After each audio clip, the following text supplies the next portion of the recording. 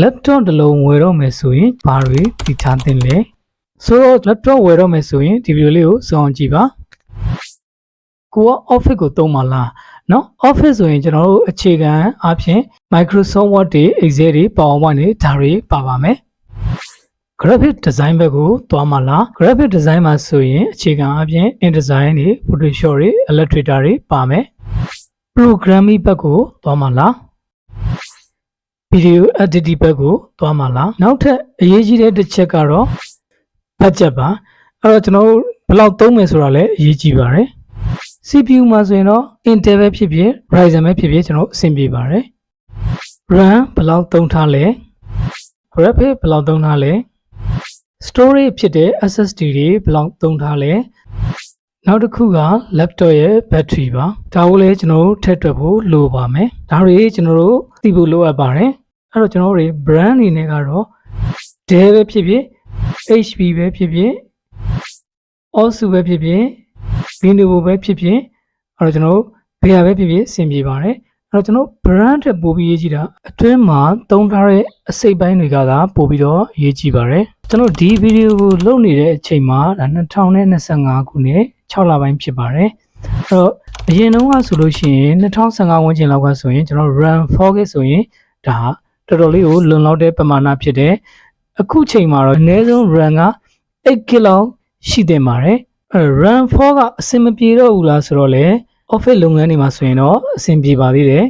အခုချိန်မှာတော့ကျွန်တော်တို့ဒီ storage တွေမှာ hard disk အစားလုံးဝ SSD ကိုပြောင်းပြီးတော့သုံးရမှာဖြစ်တယ် hard disk တွေကကြတော့ battery လည်းအကုန်မြန်မယ်ဆက်လည်းနည်းနည်းပါးပါးလေးပါမယ် SSD တွေရတာလည်း battery အစားလည်းသက်သာမယ်ပြီးရင် data အကူးပြောင်းဆက်အဖွင့်ပိတ်ကစားမြန်စီမှာဖြစ်ပါတယ်ဆိုတော့ရှေ့မှာပြောခဲ့တဲ့အတိုင်းပဲ laptop တစ်လုံးကဘာအလုပ်လုပ်မှလဲဘာအတွက်သုံးချမှလဲပုံမူတည်ပြီးတော့ကျွန်တော်တို့ laptop တွေရွေးကြရအောင်ပါ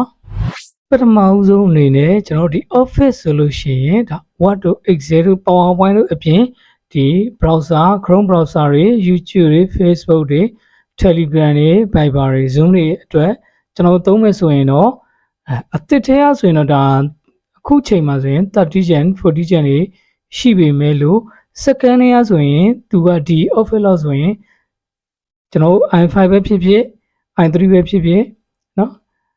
second gen ထိအနည်းဆုံး second gen third gen ထိအောင်အဆင်ပြေပါသေးတယ်ဒါပေမဲ့လို့ကျွန်တော်တို့ RAM ကအနည်းဆုံး 4GB ဖြစ်နေရမယ်ပြီးရင် SSD လည်းဖြစ်နေရပါမယ်အဲ့တော့ကျွန်တော်တို့ဒီ tab တွေအများကြီးသုံးမယ်ဆိုရင်တော့ RAM ကအနည်းဆုံး 8GB လောက်ရှိမှပို့ပြီးတော့အဆင်ပြေလိမ့်မယ် YouTube တွေကြည့်မယ် Telegram တွေသုံးမယ် Facebook တွေကြည့်မယ် browser တွေသုံးမယ်အဲ့ဒါကဒီ Excel တွေ Word တွေဘက်ကိုလည်းတွားပြီးတော့သုံးမယ်နော်အဲ့လိုတစ်ချိန်နဲ့အသုံးပြုဖို့ဆိုရင် RAM ကများနေဖို့လိုတယ် RAM ကအနည်းဆုံး 8GB လောက်ရှိသင့်ပါတယ်ဒီအဆင့်မှာတော့ကျွန်တော်တို့ graphic ကတည်တံ့ပါစရာမလိုဘူးဒီသူ့ရဲ့ on-board graphic နဲ့လည်းအဆင်ပြေပါတယ် graphic design ဘက်ကိုသွားမယ်ဆိုရင်ဒါအခြေခံအပြင် Illustrator ရဲ့ Photoshop ရဲ့မပါမဖြစ်ပါဒီအတွက်ဆိုရင်ကျွန်တော်တို့က i5 ဆိုရင်ဒါ10 Gen အခုချိန်မှာပေါ့နော် i5 ဆိုရင်10 Gen လောက်ကနေစပြီးသုံးရမယ် Ryzen မှာဆိုရင် Ryzen 5ကို10 Gen လောက်ကနေစပြီးတော့သုံးရင်ပို့ပြီးတော့အဆင်ပြေပါတယ်နောက်တစ်ခုက RAM မှာဆိုရင်အနည်းဆုံး 8GB ရှိသင့်ပါတယ်သူ့ထက်များလေပို့ပြီးတော့ကောင်းလေဖြစ်ပါတယ် SSD မှာဆိုရင်လည်းအနည်းဆုံး256လောက်တော့သုံးပေးရပါမယ်ဒီ graphic card မှာဆိုရင်တော့အနည်းဆုံး 4GB လောက်မှာပို့ပြီးတော့အဆင်ပြေပါလိမ့်မယ်ဒါပေမဲ့လို့ 2GB လောက်လည်းသုံးလို့တော့ရနေပါသေးတယ်RAM မှာဆိုရင်လည်းကျွန်တော်တို့ဒီအနည်းဆုံး 8GB ကအဆင်ပြေလိမ့်မယ်သူတဲ့နေရင် 4GB ကအခုချိန်မှာတော့ဘာမှကိုသိပြီးတော့အဆင်မပြေတော့ဘူး Photoshop ဆိုရင်အခုချိန်မှာ2025တောင်ထွက်နေပြီ Photoshop CC ဆိုရင်သူတို့တွေကကျွန်တော်တို့ RAM တွေများမှပို့ပြီးတော့အဆင်ပြေပါလိမ့်မယ်ကျွန်တော်တို့ RAM 16လောက်ဆိုရင်ပို့ပြီးတော့အဆင်ပြေလိမ့်မယ်အခုပြောလိုက်တဲ့ i5 10 Gen တို့ Ryzen 5 3 Gen တို့ဆိုတာကเนาะဒီအဆင်ချောချောနဲ့လုံနိုင်တာကိုပြောတာဖြစ်တယ်ဒီချက်နေတာလေကျွန်တော်ဥပမာကျွန်တော် i5 7 Gen 6 Gen 8 Gen လောက်လေဒါတွေကတော်တော်လေးကိုအဆင်ပြေပါသေးတယ်အဓိကကအဲ့ဒီကောင်ကိုပဲ SSD လည်းဖြစ်နေရမယ် RAM လည်းအနည်းဆုံး 8GB ဖြစ်နေရမယ်ဆိုရင်ဒါရှေ့ပိုင်း Gen တွေကဒီ i3 ပဲဖြစ်ဖြစ်နောက်တစ်ခါဒီ i5 ပဲဖြစ်ဖြစ်6 Gen 7 Gen တိအောင်ကို ဒီ Photoshop တွေကအဆင်ပြေပါသေးတယ်နောက်တစ်ခါဒီ programming ကလည်းအခုပြထားတဲ့ i5 10 Gen ဒီလောက်ဆိုရင်လည်းဒါ programming ကအဆင်ပြေ run လို့ရပါတယ်နောက်တစ်ခါအယောင်ပိုင်းအတွက်သုံးမဲ့သူတွေဥပမာ POS software တွေဘာတွေလဲဒီ space လောက်ဒီအချိန်မှာပေါ့နော်ဒီ space လောက်သုံးသင့်ပါတယ်ဥပမာဒီမှာ i5 10 Gen တို့လိုမျိုးrun ကအနည်းဆုံး 8GB လောက်တော့သုံးရမယ်ဒါ POS software တို့လိုမျိုးကကြတော့ graphic ကအရေးမကြီးဘူးเนาะကျွန်တော် on board graphic တွေနဲ့လည်းတွားလို့ရတယ်သူ့မှာရေးကြည့်တာ RAM 8လောက်ရှိတဲ့နဲ့နောက်တစ်ခါ SSD ဖြစ်တဲ့နဲ့ SSD ကလည်းအနည်းဆုံး256လောက်ဖြစ်တဲ့နဲ့ပြီးတော့ကျွန်တော်တို့ဒီ CPU ကအဲ့လောက်အရေးမကြီးဘူးကျွန်တော်ဒီအယောင် software တွေမှာသုံးနေဆိုရင်အဲ့တော့ဒီ programming ကိုလည်းဒီ space တိုင်းပဲသုံးလို့ရပါတယ် video editing အတွက်လည်းဒီနေ့အချိန်ထိတော့အခုတိုင်းလေးပဲကျွန်တော်သုံးလို့အဆင်ပြေပါသေးတယ်ဒါပေမဲ့လို့ဒါကအခုပြောတာကအနည်းဆုံး minimum requirement ပဲဖြစ်တယ်ဒီလောက်မှမသုံးရင်သိပြီးတော့အဆင်မချောတော့ဘူးကျွန်တော် i5 ဆိုရင်လည်းအနည်းဆုံး7 Gen လောက်ထိသုံးပေးတင်တယ် SSD မှာဆိုရင်လည်း256က video edit အတွက်ကတော့နှလုံးလောက်သုံးတင်တယ်ဒီ window အတွက်တည်တံ့ data အတွက်တည်တံ့ဆိုပြီးတော့လည်းသုံးတင်တယ်ဒီ video edit ဖြစ်တဲ့အတွက် graphic ကတော့ပါကိုပါမှပို့ပြီးတော့အဆင်ချောလိမ့်မယ်အဲ့တော့အခုပြောသွားတာတွေကအကုန်လုံးကအနည်းဆုံး minimum requirement တွေဖြစ်တဲ့နောက်ဆုံး track တွေကိုင်နိုင်ရင်ပို့ပြီးတော့ကောင်းပါတယ်run ဆိုရင်လည်းအခုချိန်မှာတော့ 16GB လောက်သုံးသင့်တယ် graphic ဆိုရင်လည်း 8GB လောက်သုံးသင့်တယ်ကိုသုံးရင်သုံးနိုင်တော့ပို့ပြီးတော့ကောင်းပါတယ်အခုကျွန်တော်ပြောသွားတာတွေကအနည်းဆုံး minimum requirement တွေဖြစ်ပါတယ်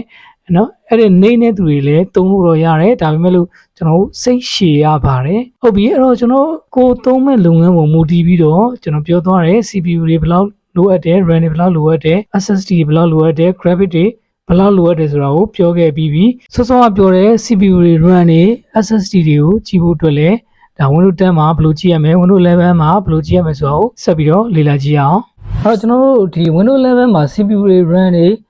SSD တွေကိုနည်းမျိုးမျိုးနဲ့ကြည့်လို့ရတယ်ဒါပေမဲ့ကျွန်တော်ကအလွယ်ကူဆုံးအရိုးရှင်းဆုံးနဲ့တနေရာနဲ့ကြည့်လို့ရမယ့်နည်းလေးကိုပြပေးမယ်အဲ့တော့ကျွန်တော် keyboard ကနေ control ရယ် shift ရယ် escape ESC key လေးရယ်ကိုနှိပ်လိုက်ပါဒါဆိုရင်အခုလိုမျိုးလေး touch manager ဆိုပြီးပေါ်လာလိမ့်မယ်အဲ့ဒီမှာကျွန်တော်ဒီပေါ်လာရတဲ့ကနေမှဘယ်ဘက် channel လေးမှာ performance ဆိုတာလေးဒီဒုတိယသင်္ကေတလေးရှိတယ်အဲ့ဒါလေးကိုတစ်ချက်နှိပ်လိုက်ပါဒါဆိုရင်အခုလိုမျိုးလေးတွေ့ရလိမ့်မယ် Windows 10မှာဆိုရင်လည်းကျွန်တော်တို့ control ရယ် shift ရယ် escape key ကိုနှိပ်လိုက်ပါသူကတော့ဆွဆွလို့ပုံစံမဟုတ်ဘူးဒီ Windows 10မှာကျတော့ဒီအပေါ်လေးမှာ performance ဆိုတာလေးရှိတယ်သူ့ကိုနှိပ်လိုက်ရုံပါပဲဒီမြင်ခွင့်ကတော့ Windows 10ပဲဖြစ်ဖြစ် Windows 11ဖြစ်ဖြစ်အတူတူပဲဖြစ်ပါတယ်ဒီ set မှာကျတော့ကျွန်တော်တို့ဒီမှာ Intel Core i7 4 Gen เนาะ high quality performance laptop ဖြစ်တယ်ကျွန်တော်ဒါ U series မဟုတ်ပါဘူးဒီ laptop ကကြတော့သူ့ speed ကတော့ 2.20 GHz ဖြစ်ပါတယ်RAM အနေနဲ့ဆိုရင်ဒီမှာတော့ DDR3 4 Gen ကတော့ DDR3 ပါကျွန်တော်ဒီ6 Gen လောက်ကနေစပြီးတော့ DDR4 ဖြစ်သွားတယ်ဒီမှာဆိုရင်လည်း SSD တွေစိုက်ထားပါတယ်နောက်တစ်ခါgraphic မှာဆိုရင်လည်း onboard graphic ကိုမှ 2K ဖြစ်ပါတယ်ဒါက Windows 10မှာမြင်ရတဲ့ပုံစံမှာအပေါ်ဆုံးမှာဆိုရင်ကျွန်တော် CPU ပါ CPU မှာဆိုလို့ရှိရင်အခုကျွန်တော်ဒီညာဘက်ကိုဆက်ကြည့်မယ်ဆိုရင်ဒါ30 Gen Intel Core i5 1334U ဆိုပြီးတော့သူတွေ့ရလိမ့်မယ်ဒါကနောက်ပိုင်းဒီ11 Gen တို့12 Gen တို့ကနေစပြီးတော့အခုလိုမျိုးလေးသူရှေ့လေးမှာပေါ်ပြီးတယ်ကျွန်တော်အရင် CPU တွေမှာဆိုလို့ရှိရင်ဥပမာ4 Gen တို့7 Gen တို့ဆိုလို့ရှိရင်ဒီနေရာမှာသူက4180တို့8 Gen ဆိုရင်8100တို့เนาะ i5 8100U တို့အဲ့လိုမျိုးလေးတွေပါတယ်ကျွန်တော်ကအဲ့ဒီကဏ္ဍလေးကိုကြည့်ပြီးတော့ဒါ generation တွေကိုခွဲပါတယ်အဲ့တော့ဒီ CPU မှာတော့သူကရှေ့လေးမှာပဲတခါတည်း30 Gen ဆိုပြီးတော့ပေါ်ပေးပါတယ်သူ့ရဲ့ CPU ရဲ့ဒီ core တွေ thread တွေကိုလည်းဒီမှာအောက်ပိုင်းလေးမှာဒီအောက်ခြေလေးမှာလာပြီးတော့ကြည့်လို့ရတယ်ဒါကတနေရာလေးနဲ့ကြည့်လို့ရတဲ့နေရာပါနောက်တစ်ခုက RAM မှာဆိုလို့ရှိရင်လည်းသူက memory မှာဒီမှာ 8GB ကိုသုံးထားတယ်နောက်တစ်ခုက RAM speed ကိုလည်းဒီအောက်လေးမှာလာကြည့်လို့ရပါတယ်နောက်တစ်ခါဒီ set မှာဆိုလို့ရှိရင် RAM က2ချောင်းဆက်လို့ရတယ်လောလောဆယ်1 or 2ဆိုတော့ တစ်ချောင်းစိုက်ထားပါတယ်နောက်တစ်ခုက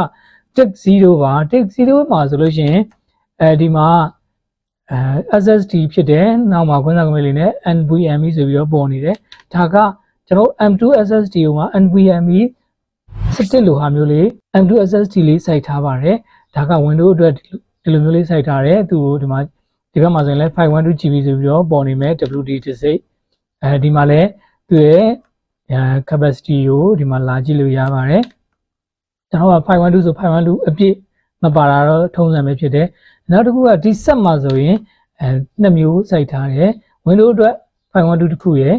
နောက်တစ်ခုက1အတွက် USB ပုံစံနဲ့ပြင်ရတဲ့ extra နဲ့ထိုးထားတယ်ဒီမှာသူလည်းကျွန်တော် 512GB ဖြစ်ပါတယ်ဒီမှာဆိုရင်လည်းသူ့ရဲ့ capacity က480 GB ရှိပါတယ်ဒါကကျွန်တော်က external အနေနဲ့ hard disk external hard disk အနေနဲ့ထိုးထားပါတယ်နောက်တစ်ခုက GPU ပါဒီ GPU မှာတော့ကျွန်တော်ကဒါ on-board GPU ပါ on-board graphic ဖြစ်တယ် Intel UHD graphic ဖြစ်ပါတယ်ကျွန်တော်ဒီနေရာမှာ graphic တည်တံ့ပါတယ်ဆိုရင် Nvidia တို့ AMD တို့လို graphic တည်တံ့ပါတယ်ဆိုလည်းဒီနေရာမှာပေါ်နေပါလိမ့်မယ်ဒီ Intel graphic မှာဆိုရင်ဒါအောက်မှာ 4GB ဖြစ်ပါတယ်ဟုတ်ပြီဒါက Windows 11မှာ CPU တွေ RAM တွေ SSD တွေကိုတနေရာနဲ့ကြည့်လို့ရတဲ့နေရာဖြစ်ပါတယ်ကဲဒါဆိုရင်တော့ကျွန်တော်တို့တွေဘာအတွက်သုံးမှာလဲ budget ဘယ်လောက်သုံးမှာလဲပုံမူတည်ပြီးတော့ CPU တွေ RAM တွေကိုဘယ်လိုကြည့်ရမယ်ဆိုတာကိုပြထားတဲ့အတွက်ဒီဗီဒီယိုလေးကအထောက်အကူဖြစ်လိမ့်မယ်လို့ယူဆပါတယ်အားလုံးကိုကျေးဇူးတင်ပါတယ်